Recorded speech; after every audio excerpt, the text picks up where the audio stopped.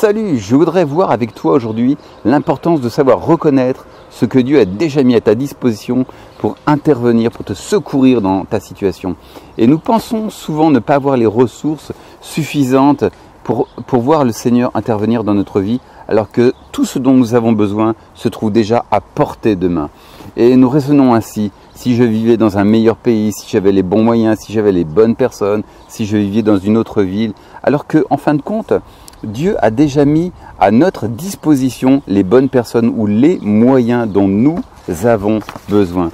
Ainsi, ne portons pas un regard sur le lointain en pensant que ce qui est ailleurs est nécessairement meilleur. Peut-être que Dieu t'a déjà donné les moyens de résoudre cette situation par laquelle tu passes. Il a peut-être déjà mis exactement les bonnes personnes. Peut-être que ce que tu as à portée de main n'est peut-être pas grand-chose, mais peut-être que c'est exactement ce dont tu as besoin pour permettre à Dieu d'agir dans ta situation. N'ayons pas un regard méprisant sur ce qui est à notre portée. Nous avons tendance à penser que ce qui est ailleurs est meilleur, que ce qui est loin est exactement ce dont nous avons besoin. Alors que la solution se trouve devant nous.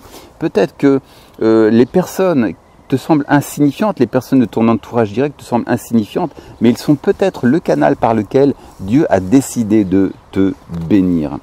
Et un jour, un aveugle est venu à Jésus pour être guéri, et Jésus a fait quelque chose d'étrange. Il a craché de la terre, il a appliqué sur ses yeux, et lui a dit: maintenant va te laver dans le puits. Et cet homme, alors qu'il s'est lavé dans le puits, eh bien, il a été totalement guéri de sa cécité. Cet homme voyait à nouveau. Et voyez-vous, c'est quelque chose d'étrange. Cet homme aurait pu se dire: mais je vais voir Jésus pour qu'il fasse un miracle. Et voilà, il demande de mettre du crachat et de la terre sur mes yeux.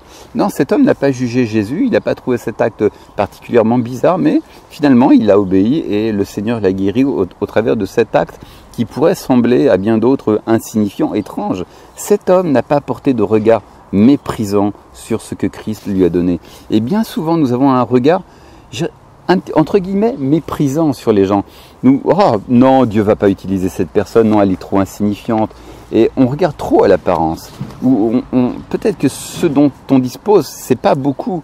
Mais ce qui compte, ce n'est pas le caractère extraordinaire d'une chose, mais le Dieu qui est derrière. Entre les mains de Dieu, une chose ordinaire devient absolument extraordinaire. Et je pense par exemple à David. Un jour, David a voulu casser la figure au géant Goliath. Et qu'est-ce qu'il a pris? Il a pris juste une fronde et 5 pierres. Une fronde et 5 pierres n'est pas une arme de guerre sophistiquée, mais entre les mains de Dieu, ça devenait une arme puissante. Ce qui compte, c'est pas ce que tu as à ta disposition, même si c'est sans importance, mais le Dieu qui est derrière. Et je pense aussi à Moïse.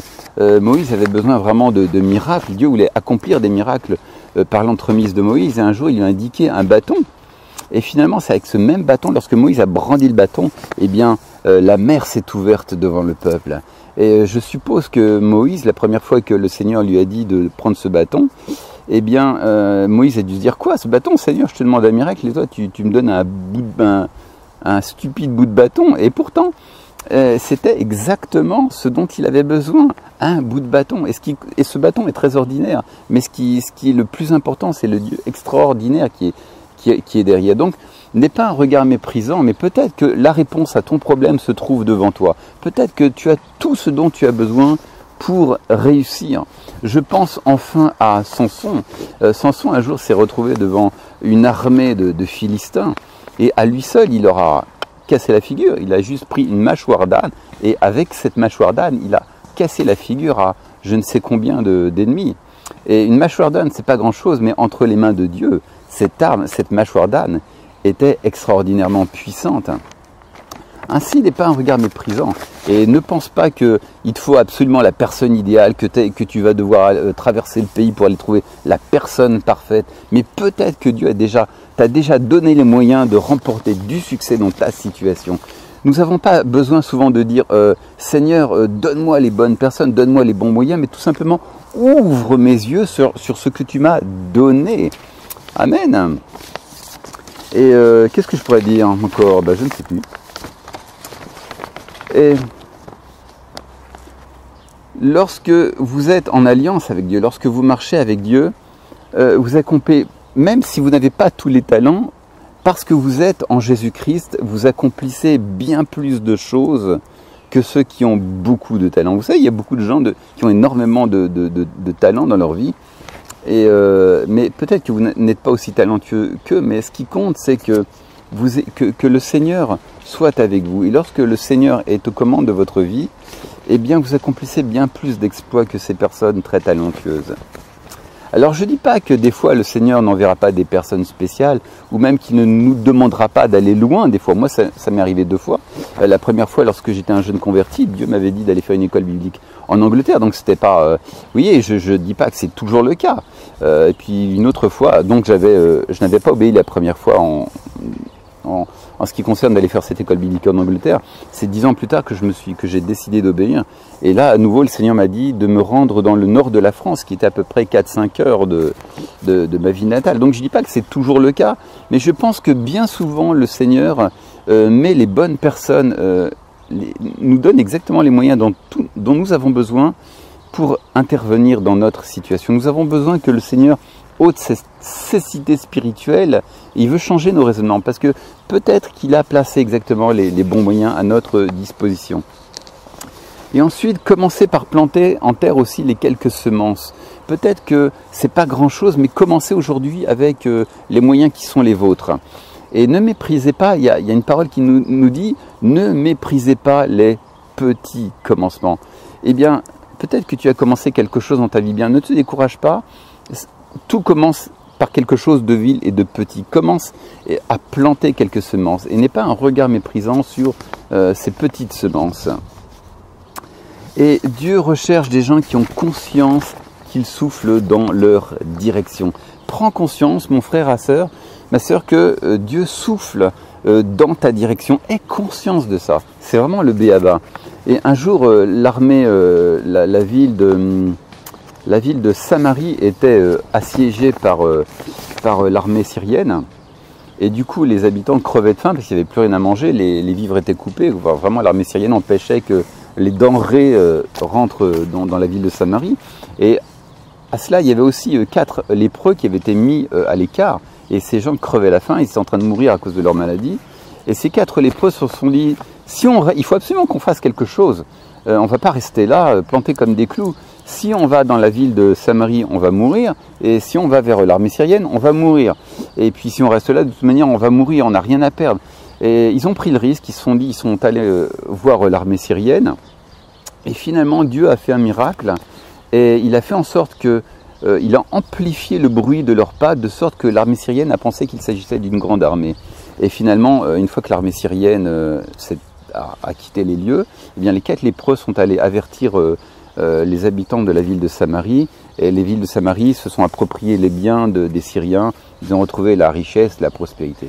Et ce que je veux dire par là, c'est que ce dont avaient besoin ces 4 lépreux, marcher était la seule chose dont ils avaient besoin. Ils n'ont pas fait grand-chose, mais le peu qu'ils avaient, ils l'ont mis à disposition du Seigneur. Et Dieu a provoqué un miracle. Et voilà, donc tu n'as pas besoin de grand-chose, tu as juste besoin de prendre conscience que Dieu est avec toi et qu'il est de ton côté. Et Seigneur, donc vraiment faisons cette prière. Seigneur, montre-moi ce que tu as déjà mis à ma disposition. Et notamment, par exemple, si vous êtes pasteur, si vous avez implanté une église, eh bien ne pensez pas qu'il faut aller toujours chercher un homme ici, une femme à droite, etc. Peut-être que ce dont vous avez besoin, peut-être que les brebis qui sont dans votre église sont exactement les personnes qui vous conviennent. Ne soyez pas aveugles sur les talents qui se trouvent à votre contact. Et voici quelques années, toutes les portes étaient fermées à l'expression de mon ministère. J'avais vraiment un feu pour prêcher l'évangile, seulement toutes les portes étaient fermées. Et les seules choses que j'avais à ma disposition, c'était un ordinateur, un logiciel de traitement de texte et puis un intérêt certain pour l'écriture. Et je me suis dit, écoute, je vais écrire des petits enseignements et j'ai commencé à les envoyer à mes amis par email. Puis j'en ai aussi proposé à des sites internet. Alors les 2 premiers, ça n'a pas abouti, mais le 3e site internet auquel j'ai proposé, eh bien, c'était le site qui s'appelle enseigne-moi.com qui ont publié mes textes. Et en conséquence, un jour, il y a un jeune prédicateur qui m'a contacté, qui aimait mes textes et donc il y a une amitié qui s'est créée. Et ensemble, avec son gendre, avec son beau-frère, pardon, eh bien on a démarré une église. Aujourd'hui, cette église grandit, ne cesse de grandir. Beaucoup de personnes ont rencontré Jésus grâce à cette église, elle ne cesse de grandir. On a baptisé aussi beaucoup de gens et on est en train vraiment avec l'aide du Seigneur de créer une belle œuvre. Et en fait, comment tout a commencé? Juste avec un logiciel de traitement de texte, c'est un ordinateur, c'est tout. Presque rien, vous voyez. Je ne disposais pas de grands moyens, mais de beaucoup de choses, mais juste par ce canal, Dieu a ouvert toutes les portes de ma vie.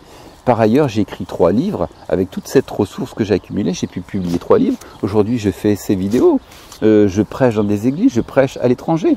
Comment tout a commencé? Juste avec un logiciel de traitement de texte. Eh bien, peut-être que le Seigneur aujourd'hui t'a donné quelque chose, c'est pas beaucoup de moyens, mais c'est peut-être l'unique chose dont tu as besoin. Et avec cette toute petite chose, Dieu va ouvrir les portes de ta vie d'une manière absolument extraordinaire. Voilà. Alors si tu regardes cette vidéo sur Facebook, eh bien je t'invite à te rendre sur mon compte, sur ma chaîne YouTube, Olivier Moulin. Alors il y a plusieurs Olivier Moulin, mais quand tu vois cette tête de beau gosse, eh bien tu sais que tu es sur la bonne chaîne et je t'invite à t'abonner. Je te dis ciao!